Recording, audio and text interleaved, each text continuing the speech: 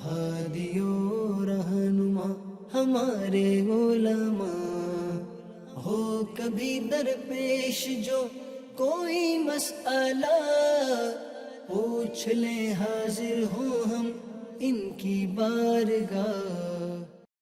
الحمدللہ رب العالمین والصلاة والسلام علی خاتم النبیین، اما بعد فاعوذ باللہ من الشیطان الرجیم، بسم اللہ الرحمن الرحیم۔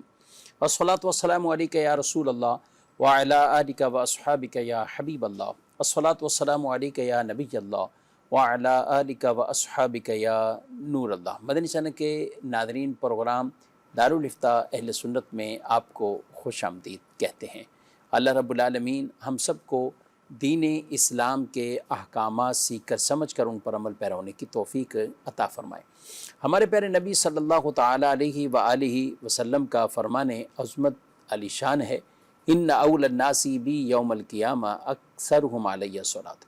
قیامت کے دن میرے سب سے زیادہ قریب ترین وہ ہوگا جو مجھ پر کثرت سے درود پڑھتا ہوگا۔ صلو علی الحبیب صلی اللہ تعالیٰ علی محمد صلی اللہ علیہ وآلہ وسلم۔ آج کے ہمارے پروگرام میں شامل ہیں شیخ الحدیث مفتی محمد حسان عطاری صاحب، ان کو خوش آمدید کہتے ہیں۔ جزاک اللہ۔ کیسے مزاج گرامی؟ الحمدللہ رب العالمین۔ ماشاء اللہ۔ بڑھتے ہیں ہم ناظرین کے سوالات کی طرف۔ میرا مفتی صاحب سے سوال ہے، حیات النبی صلی اللہ علیہ وسلم کے منکر کا کیا حکم ہے؟ جی، اس طرح کے سوالات عقائد کے حوالے سے بطور خاص سے معلوم کیے جاتے ہیں، پوچھے جاتے ہیں، پوچھنے بھی چاہیے۔ عقیدہ حیات النبی ہے کیا، اور اس کا انکار کرنے والے کا کیا حکم؟ بسم اللہ الرحمن الرحیم۔ ہم اہل سنت کا یہ عقیدہ اور نظریہ ہے کہ نبی پاک صلی اللہ تعالیٰ علیہ وآلہ وسلم بالخصوص اور تمام کے تمام انبیاء کرام علیہم السلام، ان کی جو زندگی ہے، تو زندگی میں ایک بار، یعنی ظاہر ہے کہ ہر انسان اپنی مدت جو گزارتا ہے، وہ گزارنے کے بعد ان پر لمحہ بھر کے لیے موت کا طاری ہونا یہ برحق ہے، کیونکہ اللہ پاک نے فرمایا کل نفس ذائقۃ الموت، کہ ہر جان نے موت کا مزہ چکھنا ہے۔ تو جو انبیاء کرام علیہم السلام نے بھی نبی پاک صلی اللہ تعالیٰ علیہ وآلہ وسلم پر بھی موت طاری ہوئی، لیکن اس کے بعد پھر ان کو دوبارہ جو ہے وہ حیات عطا کی گئی، اور ان کی حیات یہ شہداء کی حیات سے بھی زیادہ پختہ اور قوی اور مضبوط ہے۔ سبحان اللہ۔ انبیاء کرام علیہم السلام کی، ہاں وہ انبیاء کے جن کا استثناء ہے، جیسے عیسیٰ علیہ السلام ہیں، اور بعض دیگر انبیاء کے بارے میں روایتیں موجود ہیں، تو ان کو بھی قرب قیامت میں جو ہے وہ موت کا مزہ یوں چکھنا ہے کہ ان کی روح کو قبض کیا جائے گا، لیکن پھر اس کے بعد دوبارہ وہی ان کی ایک زندگی ہے جو پہلی والی زندگی سے بھی زیادہ مضبوط ہے، اور اس میں کسی طرح کی کوئی کمی یہ نہیں ہوتی۔ دلائل اس پر قرآن و سنت میں بہت سارے ہیں۔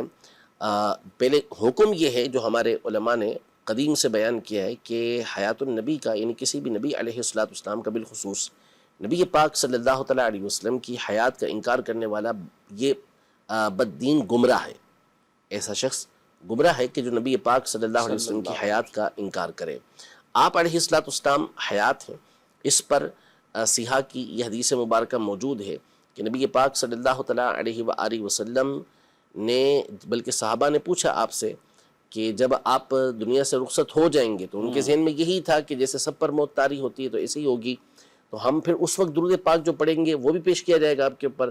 تو فرمایا کہ ان اللہ حرم علی الارض ان تأکل اجساد الانبیاء، کہ بے شک اللہ نے زمین پر حرام کر دیا کہ وہ نبیوں کے جسموں کو کھائے، اور پھر آگے دوسری روایت کے اندر یہ ارشاد فرمایا کہ نبی اللہ حی، کہ اللہ کا جو نبی ہے وہ حیات ہوتا ہے، یرزق، اس کو رزق دیا جاتا ہے۔ اور ایک دوسری روایت کے اندر یہ ہے کہ الانبیاء احیاء، انبیاء سارے کے سارے حیات ہیں، فی قبورہم یصلون، وہ اپنی قبروں کے اندر نمازیں بھی پڑھتے ہیں، ان کی قبروں کے اندر ان کو رزق بھی دیا جاتا ہے۔ تو انبیاء کرام علیہم السلام کا یہ حیات ہونا، یہ تو صریح ان احادیث طیبہ سے ثابت ہے۔ اور دوسری بات جو میں نے عرض کی کہ ان کی جو حیات ہے یہ شہداء کی حیات سے بھی اعلیٰ و ارفع ہے۔ امام جلال الدین سیوطی شافعی رحمۃ اللہ تعالی علیہ نے الخصائص الکبریٰ میں یہ ارشاد فرمایا، جیسا کہ قرآن پاک میں یہ ہے کہ یہ سورۃ الاحزاب کی آیت کا ایک حصہ ہے کہ جب دنیا سے نبی پاک صلی اللہ علیہ وسلم تشریف لے جائیں تو اس کے بعد بھی کسی کو ازواج مطہرات سے نکاح کرنے کی اجازت نہیں، منع فرما دیا۔ کہ ان میں سے کسی سے نکاح کسی کا بھی نہیں ہو سکتا. اب دنیا سے چاہے کوئی ولی رخصت ہو، کوئی صحابی رخصت ہو، کوئی جو ہے وہ شہید رخصت ہو، جب وہ رخصت ہو گئے تو اس کے بعد ان کی زوجہ سے، جو ان کی بیوہ ہے، عدت گزرنے کے بعد نکاح کی اجازت دی گئی. لیکن نبی پاک صلی اللہ تعالیٰ علیہ وآلہ وسلم کی حیات کے حوالے سے امام سیوطی فرماتے ہیں کہ یہ ایسی مضبوط حیات ہے، شہداء سے بڑھ کر یہ حیات ہے کہ آپ علیہ السلام سے کہ دنیا سے رخصت ہونے کے بعد بھی آپ کی ازواج مطہرہ سے نکاح کی اجازت نہیں ہے. تو یوں انبیاء کی جو زندگی ہے، برزخی زندگی، اخروی زندگی، یہ شہداء سے بھی ارفع اور اعلیٰ ہے. اور امام بیہقی رحمۃ اللہ تعالی علیہ نے تو اس پر مستقل کتاب لکھی ہے حیات الانبیاء کے نام سے، جس میں آپ نے ادلہ کے ساتھ اس بات کو ثابت کیا ہے کہ انبیاء کرام علیہ السلام یہ حیات ہوتے ہیں. اور پھر ہم اہل سنت کا یہ عقیدہ اور نظریہ کتابوں کے اندر مذکور ہے کہ جو انسان کی موت آتی ہے، اس میں فقط اتنا ہوتا ہے کہ اس کی روح نکال لی جاتی ہے. روح کبھی بھی نہیں مرتی، روح ہمیشہ زندہ رہتی ہے. روح کو اگر مرنے کا قول کیا جائے تو یہ جو ہے وہ گمراہی ہے. روح باقی رہتی ہے، روح عام مسلمانوں کی بھی باقی رہتی ہے، بلکہ کافروں کی روح بھی باقی رہتی ہے. صحیح. پھر ان روحوں کو اللہ پاک ان کے مرتبوں کے مطابق رکھتا ہے، لیکن ہر ایک کا جو تعلق ہوتا ہے وہ اس کی قبر کے ساتھ، اس کے جسم کے ساتھ رہتا ہے. کافروں کی روحیں ہوتی ہیں تو ان بکثرت وہی ہوتی ہیں کہ جن کو ان کے مرگھٹ کے اوپر ان کی جو جگہ ہوتی ہے اسی جگہ پر بند کر دیا جاتا ہے، وہیں ان کا معاملہ ہوتا ہے.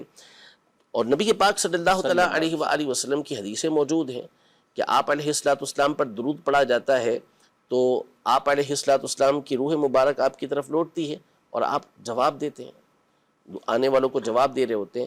تو یہ تو انبیاء کرام علیہ السلام کا معاملہ ہے. عام مومن مسلمان کا یہ معاملہ ہے کہ جب ان کی قبر کے پاس سے کوئی گزرتا ہے، سلام کرتا ہے، تو وہ سلام کرنے والے کو نہ صرف پہچانتے ہیں بلکہ اس کو جواب بھی دیتے ہیں. تو روحوں کا مرنا یہ نہیں ہوتا، روحیں یہ ہمیشہ باقی رہتی ہیں. اور انبیاء کرام علیہ السلام کی روحیں یہ بھی باقی ہیں، ان کے جسم بھی باقی ہوتے ہیں، اور ان کے جسم کے ساتھ ان کی روحوں کا تعلق یہ سب سے زیادہ مضبوط ہوتا ہے. اور ان کی جو زندگی ہوتی ہے وہ شہداء کی زندگی سے بھی ارفع اور اعلیٰ ہوتی ہے.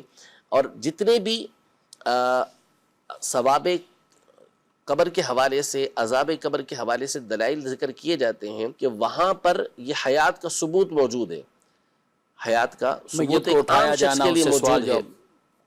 سوال جواب ہو گیا کہ جیسے آل فرعون ہیں، ان کے لیے اللہ پاک نے ارشاد فرمایا کہ پہلے تو ان کے لیے یہ کہا گیا کہ یہ صبح و شام آگ پر پیش کیے جاتے ہیں. النار یعرضون علیہا غدوا وعشیا، صبح و شام آگ کے اوپر پیش کیے جا رہے ہیں. پھر جب قیامت قائم ہوگی تو کہا جائے گا کہ جو فرعونی ہیں ان کو سخت ترین عذاب کے اندر داخل کر دو. تو یہ اس سے پہلے کیا ہو رہا ہے؟ یہ قبر کا عذاب ہو رہا ہے. تو قبر کا عذاب کب ہوگا؟ جبکہ حیات ہوگی. حیات نہیں ہے تو پھر کس چیز کا عذاب ہوگا؟ اور اسی طرح ثواب کی باتوں پر آ جائیں، بھلائی کی، نیکی کے اوپر آ جائیں کہ جو اللہ پاک انعامات عطا فرماتا ہے، تو وہ بھی اسی صورت میں ہے کہ وہ روح اور جسم دونوں کو حاصل ہو رہے ہوتے ہیں کہ تمام چیزوں کا جو ادراک کرتی ہے، جو پہچان کرتی ہے، وہ روح کرتی ہے، تو وہ جسم کے ساتھ اس کا تعلق ہوتا ہے. تو یہ سارے جو عام مومن ہوتے ہیں ان کے لیے جب یہ حیات ثابت ہوتی ہے تو انبیاء کرام علیہ السلام کے لیے بدرجہ اولا یہ حیات ثابت ہو رہی ہوتی ہے. اس پر امام اہل سنت الشاہ امام احمد رضا خان فاضل بریلوی رحمۃ اللہ تعالی علیہ کا ایک زبردست رسالہ، بلکہ کتاب ہی ہے حیات المواد کے نام سے، جس میں آپ نے زبردست ادلہ کے ساتھ اس بات کو ثابت کیا ہے کہ انبیاء کرام علیہ السلام تو حیات ہوتے ہی ہوتے ہیں، یہ اولیاء کرام اور دیگر جو افراد ہیں ان کی بھی حیات ثابت ہوتی ہے. فتاوی رضویہ شریف میں ہے جی، یہ نویں جلد کے اندر، نویں جلد کے اندر بہت تفصیل ڈیٹیل کے ساتھ ماشاءاللہ. اور اعلیٰ حضرت علیہ رحمہ تو یہ بھی فرماتے ہیں تو زندہ ہے واللہ، تو زندہ ہے واللہ، جی میرے چشم عالم سے چھپ جانے والے. تو یہ عقیدہ ہی بیان کیا اور ایسا یقینی کیفیات کے ساتھ کہ واللہ، اللہ کی قسم، اللہ کی قسم. تو یہ عقیدہ حیات النبی صلی اللہ علیہ وسلم کہ اللہ پاک نے انہیں وہ زندگیاں عطا فرمائی ہیں انبیاء کرام علیہ السلام کو. اور خود رسول مکرم صلی اللہ علیہ وسلم نے حضرت موسیٰ علیہ السلام کا بھی بیان کیا کہ میں نے موسیٰ کو دیکھا کہ اپنی قبر میں کھڑے ہو کر نماز پڑھ رہے تھے. تو یہ ایسے دارالتعلیٰ سنت کی ویب سائٹ پر جا کر آپ اگر اس کے حوالے سے تفصیل سے فتاوی جات پڑھنا چاہیں تو بالکل ضرور آپ دارالفتویٰ سنت کی یہ ویب سائٹ ہے www.fatwaqa.com، یہ آفیشیل دارالفتویٰ سنت کی ویب سائٹ ہے، اور آپ کو ہزاروں فتاوی ٹیکسٹ کی صورت میں وہ ان کے فتاوی جات آپ وہاں سے کاپی بھی کر سکتے ہیں۔ وہ فتویٰ کہیں سینڈ کرنا ہو تو آپ ان کو بھیج بھی سکتے ہیں، PDF بھی بنا کر ان کو بھیج سکتے ہیں۔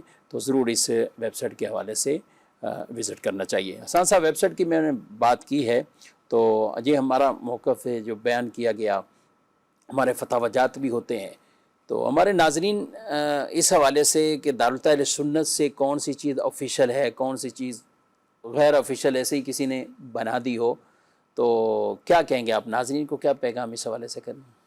اس پر یہی جیسا کہ آپ نے بیان کیا نا کہ دیکھیں دعوت اسلامی ایک منظم تحریک ہے، اور جیسے ہمارے بہت سارے پیجز بنے ہوئے ہیں، اور ہر ایک جو بھی ہمارا آتا ہے تو وہ سارا سسٹم ہوتا ہے ہمارا پیجز پر۔ اسی طرح دارالفتویٰ اہل سنت کا بھی ایک پیج بنا ہوا ہے، ایک آفیشیل ویب سائٹ موجود ہے، چینل یوٹیوب کا موجود ہے، تو ایک منظم طریقے سے ہمارے یہاں سے کام ہوتا ہے۔ تو ہماری ویب سائٹ موجود ہے، اور ہمارے جو بھی فتاوی ہوتے ہیں وہ ویب سائٹ پر، یعنی جو بھی ہمارے وائرل فتویٰ ہونا ہوتا ہے وہ باقاعدہ ویب سائٹ کے اوپر اپلوڈ کیا جاتا ہے۔ تو ایسا نہیں ہوتا کہ ایسے ہی اپنے طور پہ کوئی اس طرح وائرل کر دے گا، اس کی کوئی صورت نہیں ہوتی ہے ہمارے یہاں۔ وائرل کرنے کی ذمہ داری آپ بہتر جانتے ہیں، آپ ہی کے پاس موجود ہے، تو اس کے پورا پروسیجر ہوتا ہے، اور باقاعدہ اس کے لیے پروسیس کیا جاتا ہے، اور پھر اس کے بعد ایک اہتمام کے ساتھ اسے وائرل جب کرنا ہوتا ہے تو ایک اچھی طریقے سے وائرل کرتے ہیں۔ تو اس طرح ہوتا ہے، بکثرت ایسا ہوتا ہے کہ بنانا کوئی مشکل نہیں آج کے دور کے اندر۔ پچھلے دور کے اندر تو یہ ہوتا تھا، مسائل ہوتے تھے اس طرح کے، تو علماء نے فتاوی لکھنے کے اصول بیان کیے ہوئے تھے کہ کس طریقے سے لائنیں قریب قریب کر کے لکھنی ہیں، جگہ نہیں چھوڑنی تاکہ کوئی شامل نہ کر سکے۔ وہ اس دور کی بات تھی۔ اب ظاہر کی ساری چیزیں کمپوز کی جاتی ہیں۔ اچھا، اب کمپوزنگ میں جب ہم لوگ جس وقت شروع کیا تھا تو اس وقت تک ان چیزوں کا بھی تصور نہیں تھا جو اب ہو رہی ہیں۔ جیسے جیسے آگے بڑھتا چلا گیا سلسلہ، تو اب یہ ساری چیزیں سب کچھ فیک تیار ہو جاتا ہے، اور اسی طرح کے رنگین فائل سب بن جائے گا، یعنی نام بن جائے گا، مہر تک لگ جائے گی، اس پہ سب ہو جائے گا۔ اب تھوڑی سی تو عقل بھی ہونی چاہیے، سمجھ بھی ہونی چاہیے کہ کیا چیز ہو سکتی ہے اور کیا چیز نہیں ہو سکتی۔ اور دوسرا یہ کہ پھر ایک آفیشیل ویب سائٹ جب موجود ہے دارالفتویٰ سنت کی، تو وہاں پر آپ وزٹ کر کے دیکھ لیں کہ کیا وہاں پر کوئی سا فتویٰ موجود ہے یا نہیں ہے۔ تو ہر کوئی فتویٰ اس طریقے سے دارالفتویٰ سنت کی طرف سے جاری نہیں ہوتا، بلکہ اہتمام ہوتا ہے، اور ہمارا طریقہ کار ہے، یعنی ایسا نہیں ہے۔ دیکھیں، ہم جو ہمارے پر واجب ہے وہ تو ہم لازمی طور پہ جواب دیتے ہیں، تو فتویٰ دینا یعنی زبانی بتانا ہی ہمارے پر لازم ہے۔ ہر مقام پر لکھا ہوا دینا ایک تو مفتی پر واجب نہیں ہوتا۔ تو ہماری بہت ساری پالیسیز ہوتی ہیں، ہم جو ہے وہ شریعت کے تمام اصولوں کو بروئے کار لاتے ہیں۔ جہاں شریعت لازم کرتی ہے وہ ایک الگ بات ہو جاتی ہے، ورنہ پھر جو دائرہ کار ہے، ایک تنظیمی اصول بھی ہمارے پیش نظر ہیں، ملکی قوانین بھی ہمارے پیش نظر ہوتے ہیں، تو ان تمام چیزوں کا دعوت اسلامی اہتمام کر کے پھر یعنی دارالفتویٰ سنت جو ہے پھر فتویٰ دیتا ہے۔ تو ایسا نہیں ہوتا کہ جو ہے نا وہ جو چاہے جس طریقے سے چاہے گا ہمارے نام سے فتویٰ وائرل کر دے گا تو وہ حقیقی فتویٰ ہوگا۔ اچھا، کئی تو اہل علم ہوتے ہیں، دیکھ کر ہی پتہ چل جاتا ہے ان کو کہ یہ چیز، یہ پوسٹ، یہ آفیشیل نہیں ہو سکتی، اور اب تو یہ ویڈیو بھی آ سکتی، ظاہر ہے آپ کی تصویر بھی ڈالیں، آپ کی آواز بھی دیں، کسی کی بھی ہو کہ ان کی آواز میں یہ پیغام ریکارڈ کرا دیں۔ تو اتنا شعور تقریباً لوگوں کو آ ہی چکا ہے کہ وہ دیکھ لیتے ہیں کہ یہ فیک ہے، یہ کیا ہے۔ باقی ہمارے ہاں اہتمام یہی ہوتا ہے حسان صاحب کہ پہلے ہم ویب سائٹ پر اپلوڈ کرتے ہیں، بعد میں لوگوں کو دیتے ہیں۔ بالکل ایسا ہی، یعنی اور ہر وائرل فتویٰ کے نیچے ایک تحریر بھی کہ اس فتوے کی تصدیق کے لیے آپ دارالفتویٰ سنت کے آفیشیل فیس بک پیج پر جائیں یا آپ ویب سائٹ پر جائیں۔ ویب سائٹ کا نام بھی آپ بتا دیں، یہ fatwaqa.com۔ تو یہاں پر آپ جائیے تو آپ کو وہ فتویٰ، اور وہاں پہ بالکل اس کی جو مختلف کے نمایاں فتاویٰ، تازہ ترین فتاویٰ، تو عموماً یہ اس کے اندر اوپر بھی آ جاتے ہیں، ورنہ سرچ بھی کریں ویب سائٹ کے اوپر AI سرچ آپشن بھی ہے کہ AI کا کوئی الگ سے وہ جواب جنریٹ نہیں کرتا، بلکہ ویب سائٹ کے اندر ہی جو جوابات موجود ہیں تو وہ آپ کے سامنے وہ رزلٹ آ جائیں گے۔ تو آپ اس کو یوں بھی آپ سرچ بھی کر سکتے ہیں، کرنا بھی چاہیے، اور لفظ بہ لفظ بھی سرچ کر سکتے ہیں، ویسے ہی کرنا چاہیے۔ یعنی ایک تو ہو گئی جو ہماری گفتگو ہوئی ہے، اس کے علاوہ بھی اس ویب سائٹ پر خزانہ موجود ہے، تو یعنی ایک ذخیرہ موجود ہے اور ہزاروں فتاویٰ موجود ہیں۔ تو آپ اس کا جو ہے وہ وزٹ بھی کیا کریں، اور اس میں سے جو آپ کو یعنی جو پڑھیں تو کوشش کیا کریں کہ دوسروں کو آپ شیئر بھی کیا کریں. تو اس سے یہ ہوگا کہ انشاءاللہ علم کی باتیں یہ آگے تک پہنچیں گی بھی، اور آپ کے لیے ثواب جاریہ کا ذریعہ بھی بنیں گی. ٹھیک جی، مزید سوال. ہمارا سوال یہ ہے کہ ہمارے ایک ماموں ہیں تو وہ فوت ہو گیا، ان کی بیوی ہے اور 2 بیٹیاں ہیں. اس کی جو جائیداد ہے نا، اس میں ان کے جو چاچا جان ہے نا، چاچے جو میرے ماموں کے بھائی ہیں، وہ بولتے ہیں ہمارا حق ہے اس کی جائیداد پہ، شرعی حق ہے ہمارا حصہ بنتا ہے اس کی جائیداد میں اور زمین میں، مکانوں میں، یعنی جتنی بھی کمائی ہے. اور کیونکہ اس کا لڑکا نہیں ہے، اس کی صرف لڑکیاں ہیں. اور جی 2 بیٹیاں ہیں، بیوہ ہے، اور مزید آگے تقاضا. دیکھیں اصولی اعتبار سے ہم یہاں جواب دے سکتے ہیں کہ حصہ بن بھی سکتا ہے. جی ہاں، جو صورتحال ہے اس میں حصہ بن بھی بلکہ سکتا واضح ہے. ہے کہ 2 بیٹیاں ہیں، صرف بیٹیاں ہیں تو آگے جائے گا. جی لیکن مسئلہ یہ ہے کہ آگے صورتحال کیا ہے وہ ہمیں معلوم نہیں ہے. یا چچا کی بات کر دی ہے، پتہ چلے والد صاحب بھی موجود ہوں تو پھر مسائل تھوڑے سے اور چینج ہو جائیں گے. یعنی مرحوم کے والد بھی موجود والدین بھی. اچھا، جوان لڑکا یا بیٹا والد کی موجودگی میں جب فوت ہوتا ہے تو کئی لوگوں کی اس طرح توجہ ہی نہیں ہوتے کہ اس کے ضعیف والدین بھی اس کے حصے میں جی وہ وارث بن رہے ہیں. تو اس صورت میں یا تو بیوہ، اور بیوہ کہتی سب کچھ بچوں کا ہے، اور وہ پھر آگے والدین کی طرف وہ جانے ہی نہیں دیتے. یعنی دونوں طرح کی ہمارے یہاں معاشرے میں اس طرح کی کہ اگر والدین کے یا چچاؤں کے ہاتھ میں آئے تو وہ بھتیجوں کو محروم کر دیتے ہیں، اور ادھر کے ہاتھ میں آئے تو وہ ان کو محروم کر دیتے ہیں. تو اچھا والد ہوں تو پھر اور یعنی یہ میں کہہ رہا ہوں کہ اس کی صورتیں مختلف بن سکتی ہیں. اب بعض اوقات انہوں نے ایک طرفہ سوال تو کر لیا، لیکن ہم عام طور پہ جواب دیتے نہیں ہیں. دارالفتہ سنت میں اس طریقے سے باقاعدہ بلا کے دونوں فریقوں کی بات کو سنتے ہیں، پھر اس کے بعد ہی گفتگو کون کون موجود ہے اور جی. انتقال تو اس لیے ایک عمومی جواب یہ ہے کہ حصہ بن سکتا ہے اور بنتا ہے، لیکن اب کنڈیشن کیا ہے وہ مکمل معلوم ہوگی تو اس کے بعد ہی کوئی فائنل جواب دیا جا سکے گا. ٹھیک ہے. یعنی ہم خلاصہ کریں کہ اگر کسی کے ہاں اولاد میں صرف بیٹیاں ہیں یا ایک بیٹی ہے چچاؤں کا حصہ بنے گا تو آگے بھائیوں کا حصہ بنے گا. آگے حصہ جائے گا. وہ میت کے بھائی وغیرہ جو ہیں تو کچھ نہ کچھ حصہ جائے گا. اچھا، بیٹیوں کا بھی پھر اچھا خاصا ایسا نہیں ہوتا کہ ایک بیٹی ہے تو نصف اس کا حصہ رہے گا، 2 بیٹیاں ہیں تو 2/3 ان کا حصہ رہے گا، پھر کچھ حصہ آگے جائے گا. تو یوں معلومات لے لیں گے، بعض اوقات رہنمائی نہیں لیتے تو وہ خود بخود ہی آپس میں جھگڑتے رہتے ہیں. تو ان چیزوں کی پہلے معلومات لے لینی چاہیے، فتویٰ لے لیا جائے اور پھر اس کے مطابق آگے معاملہ کیا جائے. ہاں، چچا نہیں لینا چاہتے تو اس کے بھی آپ کو طریقے بتا دیں گے کہ کس طرح وہ ان کی ملکیت میں چلا جائے، کہ جو بیٹیوں کی یا ان بیوہ کی ملکیت میں چلا جائے. تو وہ بھی دائرہ اس کے بھی شرعی طریقے ہیں. تو دارالفتہ سنت سے آپ ڈائریکٹ رابطہ کریں، دارالفتہ میں سوال جمع کروا دیں تو اس کی رہنمائی بھی آپ لے لیجیے گا. کچھ SMS میں ہیں، ان میں بھی شامل کرتے ہیں. کیا قصر نماز میں سنت اور نفل نہیں پڑھیں گے؟ سفر سے واپس آ کر گھر میں بھی قصر پڑھیں گے 3 دن کے لیے؟ یہ تو نہیں ہے، سفر سے واپسی آ جائے گھر میں بھی 3 دن کے لیے کیا قصر کریں گے؟ چلیں، ایک تو ہے قصر نماز میں سنت اور نفل پڑھیں گے نہیں مسافر ہیں حالت سفر میں، اور گھر میں آنے کے بعد 3 دن تک کیا ہے؟ یہ دوسری بات تو بالکل باطل ہے کہ جب آپ اپنے مقام وطن اصلی میں پہنچ گئے تو اب ایسی کوئی صورت نہیں ہے کہ آپ 3 دن تک وہاں پہ قصر کرتے رہیں. قصر اس وقت تک کریں گے کہ اگر شرعی مسافر ثابت ہو گئے ہیں تو جب تک اپنی بستی کے اندر، اپنے شہر کے اندر آپ داخل نہ ہو جائے اس وقت تک آپ کو قصر کرنے کی اجازت ہے. اس کے بعد قصر نہیں کر سکتے. یہ سیدنا علی رضی اللہ تعالیٰ عنہ کی حدیث مبارکہ موجود ہے. اور دوسرا یہ رہا کہ سفر میں سنتیں پڑھنے کے حوالے سے، سنت و نوافل پڑھنے کے حوالے سے تو احادیث طیبہ دونوں طرح کی ہیں. سنتیں پڑھنے کے حوالے سے بھی موجود ہیں اور سنتیں نہ پڑھنے کے حوالے سے بھی موجود ہیں. تو علماء نے اس کی جو صورت بیان کی کہ اس کا مطلب کیا ہے، تو مطلب یہ ہے کہ جب افراتفری کا عالم ہو، یعنی قافلہ نکلنے لگا ہو، قافلہ سفر کر رہا ہے، اور مثال کے طور پر بس میں آپ بیٹھے ہیں، بس رکی اور آپ نے فرض پڑھے اور ایک بھاگا دوڑی کا معاملہ ہے کہ ابھی بس نکل جائے گی، تو ایسی افراتفری کے عالم میں اگر آپ سنتیں نہیں پڑھتے تو اس میں کوئی حرج نہیں ہے.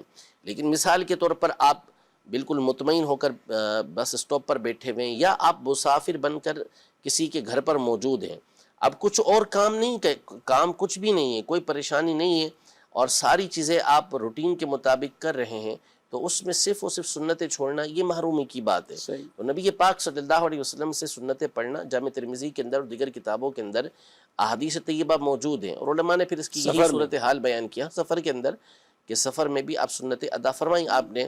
تو اس لیے جو ایسی کنڈیشن کے اندر ہے کہ بس نکل جائے گی، ٹرین نکل جائے گی، فلائٹ نکل جائے گی، جیسے ہوتا ہے بعض اوقات ایئرپورٹ پر ہوتے ہیں تو اتنا وقت نہیں ہوتا کہ ساری سنتیں نوافل وغیرہ ادا کر سکیں، اس وقت فقط اتنا وقت ہوتا ہے کہ فرض ادا کر سکیں، تو ٹھیک ہے، ایسے میں اگر کوئی فرض ادا کرتا ہے تو اس کے اوپر کسی طرح کی کوئی قدغن نہیں ہوگی، کسی جگہ رکتے ہیں، اسٹے ہو رہا ہوتا ہے اور پتہ ہے کہ یہاں وقت تھوڑا ہے، سنتیں بھی ساتھ پڑھیں گے تو مشکل ہو جائے گا فلائٹ تک پہنچنے میں، تو اس وقت اگر کوئی فرض پہ اکتفا کرتا ہے تو اس میں کوئی حرج نہیں ہے، لیکن ویسے ہی بیٹھا ہوا ہے اور اب کہتے ہیں صرف سنت نہیں پڑھوں گا، تو یہ پھر طریقہ کار ٹھیک نہیں ہے۔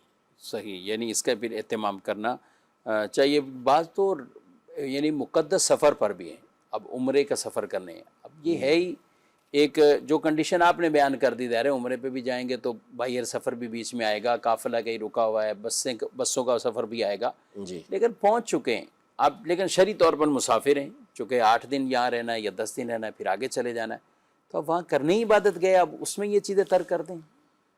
وہ ذہن نہیں نا اس طرح کا، یعنی ایک تربیت نہیں ہے، سیکھا نہیں ہے، صحبتیں اٹھائی نہیں، اگر صحبتیں اٹھائی ہوتی ہیں تو پھر ایسا ہوتا۔ حالانکہ علماء کی سیرت کے اندر، اسلاف کی سیرتوں کے اندر یہ پڑھنے کو ملتا ہے کہ یہ سفر میں بھی سنت غیر موقدہ نہیں چھوڑتے تھے۔ اب جیسے مثال کے طور پر پیر مہر علی شاہ صاحب رحمۃ اللہ تعالیٰ علیہ، مشہور آپ کا واقعہ ہے کہ وادی حمرہ تھی غالباً، تو اس میں آپ نے جب پہنچا، قافلہ پہنچا، مدینہ منورہ کے قریب تھی، صحیح، تو وہاں آپ ٹھہرے تو بہت تھک گئے تھے، تو عشاء کی جو 4 سنتیں تھیں پہلے کی وہ نہیں پڑھ پائے، فرض ادا کیے، 2 سنتیں تھیں موقدہ وہ پڑھی آپ نے، لیکن وہ 4 سنتیں رہ گئیں آپ سے۔ تو خواب میں نبی پاک صلی اللہ علیہ وسلم کی زیارت ہوئی، دیدار ہوا آپ علیہ السلام کا، اور فرمایا کہ آپ کے اوپر فرمایا کہ شہزادے ہو کر، یعنی سید زادے ہو کر میری سنتوں کو چھوڑ دیں۔ تو حالانکہ سفر اور سنت غیر موقدہ، وہ سنت ہماری تو بڑی تعداد ہوگی کہ سفر تو سفر، حضر کے اندر مقیم ہو کر بھی پتہ نہیں کتنا عرصہ گزر چکا ہوگا کہ عشاء کی سنتیں پڑھی نہیں ہوں گی۔ تو ان کا یہ معاملہ تھا، ایسے لوگوں کا، اور ایسے کئی بزرگوں کے واقعات، حالات زندگی جب پڑھتے ہیں تو یہی ہوتا ہے کہ ان کو ہم نے دیکھا کہ سفر میں بھی سنتوں کا خیال رکھ رہے ہیں، سفر میں بھی آداب کا خیال رکھ رہے ہیں، ان چیزوں کو دیکھ رہے ہیں، حالانکہ اس میں عمل کرنا مشکل ہوتا تھا۔ تو ایسا نہیں ہے، نبی پاک صلی اللہ علیہ وسلم کی سنت چھوڑنے کے لیے نہیں ہوتی، نبی پاک صلی اللہ علیہ وسلم کی سنت عمل کرنے کے لیے ہوتی ہے کہ اس کو عمل میں لایا جائے۔ جی مزید سوال۔ جی مفتی صاحب، آپ سے یہ میرا سوال ہے کہ بعض اوقات لوگ وسوسہ دیتے ہیں، یار آپ مقروض ہو، آپ کی تو دعائیں بھی قبول نہیں ہوتی، کیونکہ آپ کی نمازیں بھی کس کام کی نہیں، تو لہٰذا میں رہنمائی فرمائے تھے، اس کا کیا واقعی ایسا ہوتا ہے؟ جی، کسی نے قرضہ لیا، اب اس کو لوگ طرح طرح کی اس طرح کے بھی تانے اگر دیتے ہیں یا کچھ بھی کہتے ہیں۔ اچھا، یہ 2 طرح کے ہو سکتے ہیں، انہوں نے تو سوال کیا کسی کی نمائندگی کی، اب قرضہ جنہوں نے وصول کرنا ہے ہو سکتا ہے وہی کہتے ہوں یا دوسرا کوئی آدمی کہتا ہو، آپ کیا کہتے ہیں؟ دیکھیں، اس میں خود ان کی بھی 2، یعنی ان کا تو نہیں، جو بھی مقروض ہو اس کی بھی 2 صورتیں ہو سکتی ہیں۔ صحیح، وہ دبا کے بیٹھا ہوا ہے، صحیح ہے اس کے پاس موجود ہے، لیکن اس کے باوجود وہ نہیں دیتا، تو واقعی پھر تو وہ ظلم کر رہا ہے۔ حدیث پاک میں فرمایا مطل الغنی ظلم، کہ جو مالدار ہے، جس کے پاس ادا کرنا موجود ہے، اس کے باوجود وہ ٹال مٹول کرتا ہے، تو وہ تو ظلم کرنے والا ہے۔ تو اگر تو ایسی کنڈیشن ہے کہ جو مقروض ہے اس کے پاس ادائیگی کے لیے رقم موجود ہے، اب لوگ اس کو بولتے ہیں، تو خود اس نے اپنی عزت کو حلال کیا ہے، اور اس نے خود اپنے آپ کو ذلت کے اوپر پیش کیا ہے۔ لوگوں کو بولنا چاہیے، نہیں بولنا چاہیے ایک الگ بات ہے، لیکن اس کو خود سوچنا چاہیے کہ کیا واقعی اس نے لوگوں کو اس چیز کا موقع دیا ہے یا نہیں دیا، اور غلط کام یہ خود کر رہا ہے یا نہیں کر رہا۔ لیکن جہاں تک رہا نمازیں پڑھنا، تو اس کا مطلب یہ نہیں کہ نمازیں معاف ہو جائیں گی، نمازیں تو اس کو ادا کرنا پڑیں گی۔ جو اگر حج فرض ہوتا ہے تو حج بھی اسے ادا کرنا ہوگا، اور اس میں حکم یہ ہے کہ بہرحال وہ مقروضوں جو قرض خواہ ہیں ان کو بتا کر جائے گا، اور اگر صورتحال ایسی ہے کہ فرض ہوتا ہی نہیں اس کے اوپر قرضے کی وجہ سے، تو پھر حکم ہی یہ کہ وہ قرضہ ادا کرے گا۔ صحیح۔ تو بہرحال ایک تو صورت یہ ہو گئی کہ خود آپ جو ہے یعنی جو بھی مقروض ہے وہ ظالم ہے اور وہ ٹال مٹول کر رہا ہے، تو اب لوگ اس کو اگر وہ تانے دیتے ہیں کہ جو لوگوں کا کہنا درست ہے، تو پھر الزام خود اس کی ذات کے اوپر آئے گا، صحیح، لوگوں پر نہیں آئے گا۔ ظاہر ہے کہ جس کا پیسہ دبا ہوا ہے وہ کچھ تو بات وہ کرے تو گا، کچھ تو بات کرے گا نا، کہ یار آپ لوگوں کے سامنے آپ جو ہے پرہیزگار بنے ہوئے ہو، نمازیں ادا کرتے ہو، اور میرا جو ہے نا روپیہ دبا کے بیٹھے ہوئے ہو، تو یہ کون سا طریقہ کار ہے؟ جب تم وہ نیکی کے کام کر رہے ہو تو میرا بھی تو قرضہ ادا کرو نا، روکے گا نہیں نماز سے وہ۔ ایسی کیفیات میں اس کو کچھ کلو کال کرنے کی اجازت بالکل ہوگی، ظاہر سی بات ہے، ورنہ اس کے بغیر وہ پیسہ کسے دے گا؟ اور واضح اس کی کنڈیشن بھی ایسی ہے کہ پیسہ موجود ہونے کے باوجود دبا کے بیٹھا ہوا ہے، اور ایسے بیسیوں لوگ ہوتے ہیں کہ بظاہر دوسرے کام کر رہے ہوتے ہیں، عمروں پہ جا رہے ہوتے ہیں، اور لیکن جو قرضہ ہوتا ہے لاکھوں کروڑوں کا دبا کے بیٹھے ہوتے ہیں، تو یہ تک تھوڑی بنتی ہے۔ علماء نے تو باقاعدہ اس بات کو لکھا ہے کہ اگر کوئی عمرے پر جا رہا ہے اور وہ مقروض ہے، تو اول تو وہ جو اس سے قرض مانگتے ہیں ان سے اجازت لے، اگر وہ اجازت دیتے ہیں تو جائے، ورنہ ان کا قرض ادا کرے وہ۔ تو یہ تو غلط بات ہوگی۔ ہاں، آپ مقروض ہیں اور آپ مجبور ہیں، آپ کے پاس رقم دینے کے لیے نہیں ہے، کوئی ایسی صورتحال نہیں ہے کہ آپ چیزیں بیچ کر یا کوئی چیز بیچ کر بھی آپ ان کا قرض ادا کر سکیں۔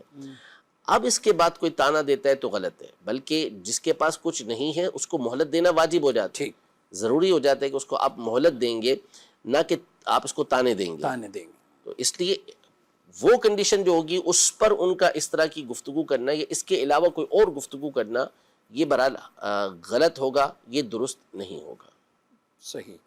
اچھا، یہ ایک بات تو آپ نے نمازوں کا آپ نے کہہ بھی دیا کہ نماز، کچھ لوگ ایسے ہوتے ہیں کہ وہ نیکی والی چیزوں کو ٹارگٹ کر کے بیان کر رہے ہوتے ہیں۔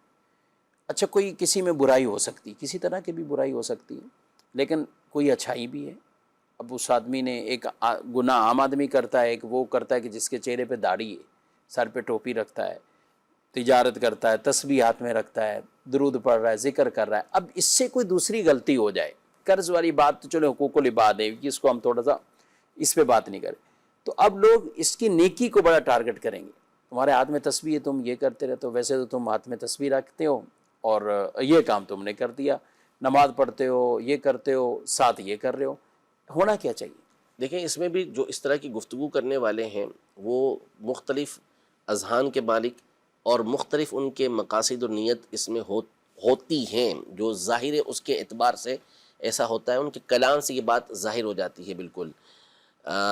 بعض کا تو مقصد ہی زندگی کا یہ ہے کہ انہوں نے اہل دین کے اوپر تان کرنا ہے، اس لیے کہ وہ دین پر براہ راست تان نہیں کر سکتے، ان کے اوپر جو ہے وہ کسی طرح کی کا طنز نہیں کر سکتے، تو لہذا وہ اہل دین کو نشانہ بنا کے ان کے اوپر اس طرح کی گفتگو کر رہے ہوتے ہیں۔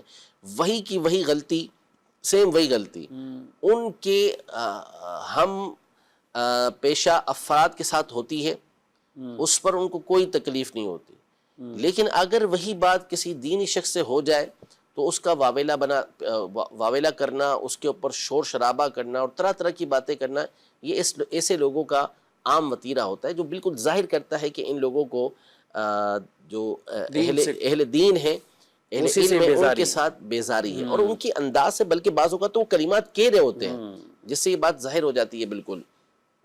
اور نمبر دو یہ کہ تو ایسوں کا تو کہنا غلط ہے۔ اسی طرح بعض لوگ وہ ہوتے ہیں کہ جو علم بھی نہیں رکھتے اور پھر اس کے اوپر اس طرح کی گفتگو کرتے ہوئے کہتے ہیں کہ تم یہ کر رہے ہو، تمہاری نمازیں کس کام کی، تمہارا روزہ رکھنا کس کام کا، عمرہ کرنا کس کام کا۔ تو بھائی یہ سب تھوڑی ہوتا ہے، برائیاں تو ہر ایک کے اندر طرح طرح کی ہوتی ہیں، تو اگر اس سے کوئی برائی سرزد ہو گئی تو اس کو سمجھانے کا طریقہ کار ہے، اس کو یہ کہا جائے کہ یار دوسرے کو غلطی کریں گے تو ان کا غلطی کرنا اپنی جگہ پر ہے، لیکن آپ جیسی شخصیت کی غلطی کرے گی تو نقصان زیادہ بڑا ہوگا۔ صحیح۔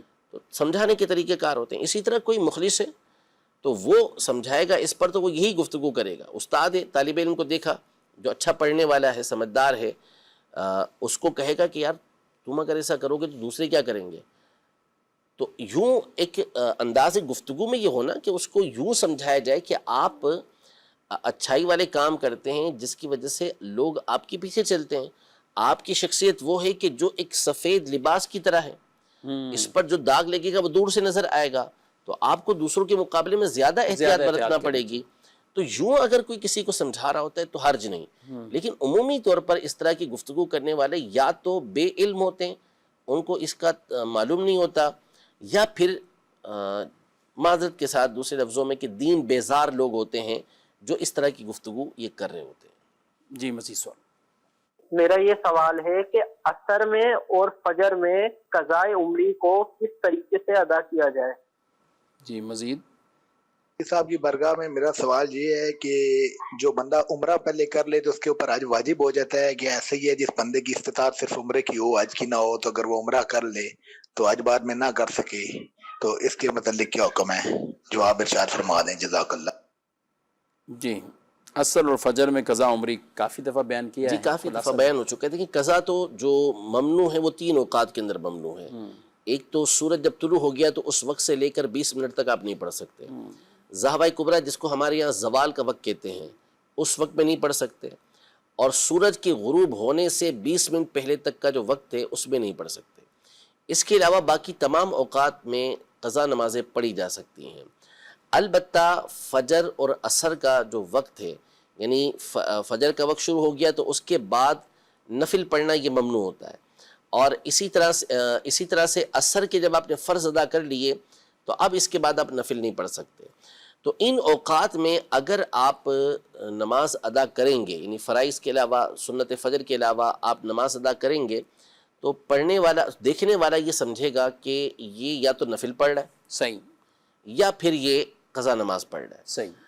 اگر نفل پڑھ رہا ہے تو غلط کر رہا ہے کہ اس ٹائم میں نفل پڑھنے کی پڑھے نہیں اجازت جاتے۔ نہیں ہے، اور قضا کا اس کا گمان جاتا ہے اور وہ یہ سمجھتا ہے کہ قضا کر رہا ہے، تو اب بندے نے اس کو موقع دیا کہ قضا اس کے سامنے ادا کر رہا ہے، جس کی وجہ سے وہ بدگمانی کے اندر مبتلا ہوا اور اپنی قضا کا اس نے اظہار کیا، تو گناہ کا اظہار کرنا بھی منع ہوتا ہے۔ تو اس لیے علماء کرام نے یہ ارشاد فرمایا کہ اگر ان اوقات کے اندر بندے کو قضا نماز پڑھنی ہے تو پھر ایسی جگہ پر پڑھے جہاں کوئی اسے دیکھے نہ، کیونکہ اگر کسی نے دیکھا تو اس کو گناہگار سمجھے گا اور اپنے گناہ کا اظہار کرنا یہ ناجائز ہے۔ اچھا عمرہ کر لیا تو کیا حج واجب ہو جاتا ہے؟ دوسرا سوال تھا۔ عمرے کی ادائیگی سے حج واجب نہیں ہوتا، صحیح، یعنی حج فرض نہیں ہوتا۔ حج کے اپنے فرائض ہیں، جب وہ فرائض پائے جائیں گے تو پھر اس صورت میں اس کے اوپر چاہے اس نے عمرہ کیا ہو یا نہ کیا ہو، اس کے اوپر حج فرض ہو جائے گا۔ وہ فرائض کی اس کی جو شرائط ہیں حج فرض کی، وہ کتابوں کے اندر مذکور ہیں کہ اس کے پاس استطاعت ہونی چاہیے ایسی کہ وہ حج ادا کر سکتا ہو، تو اب چاہے عمرہ ادا کیا ہو چاہے نہ کیا ہو، وہ حج اسے ادا کرنا ہوگا۔ اچھا لوگوں میں ایک رجحان ہوتا ہے کہ عمرے کرتے ہیں اور بکثرت بھی کرتے ہیں، فیملیز کو بھی لے جاتے ہیں، ہر طرح کے نہیں، لیکن کچھ ایسے بھی ہوتے ہیں کہ حج کا فریضہ مؤخر رکھے ہوتے ہیں یا حج نہیں کر رہے ہوتے، کیا کہیں گے آپ؟ بالکل غلط ہے۔ حج فرض ہو جائے جس کے اوپر تو اس پر تو لازم ہے کہ اس نے حج ادا کرنا ہے، تو اور حدیث پاک میں تو یہ اشارہ ہے اس طرف کہ نعوذ باللہ اس کے ایمان کے ضائع ہونے کا اندیشہ موجود ہے۔ تو اس لیے حج جس پر فرض ہو گیا اسے چاہیے کہ فوری طور پر وہ حج ادا کرے، اور عمرے بھی ادا کرے، کوئی منع نہیں ہے، لیکن جب اس پر حج فرض ہے تو پہلے فرض ادا کرنا یہ ضروری ہوتا ہے۔ صحیح۔ اچھا حج کی فرضیت میں جیسے ہم جب مسئلہ بیان کرتے ہیں تو لوگ یہ کہتے ہیں میرے پاس تو ابھی کچھ نہیں، میں تو اس کیفیت میں ہوں نہیں۔ اب اگر زندگی کے کیا پچھلے سالوں میں بھی کوئی 15 سال پہلے زیورات تھے، دیگر چیزیں تھیں، بعد میں وہ بکا گئیں، جو بھی ہوا، یا اور کئی چیزیں، تو کیا ان کو بھی دیکھا جاتا ہے یا ابھی کرنٹ کیفیت؟ بالکل دیکھا جاتا ہے۔ جس پر حج فرض ہو گیا، کسی بھی دور میں وہ بالغ تھا اور اس کے پاس اتنی استطاعت موجود تھی کہ وہ حج کے لیے جا سکتا تھا، اب اس کے اوپر حج فرض ہو گیا، پھر اس کے بعد یہ مال اس کے پاس نہ رہا تو بھی اس کے اوپر حج فرض ہے۔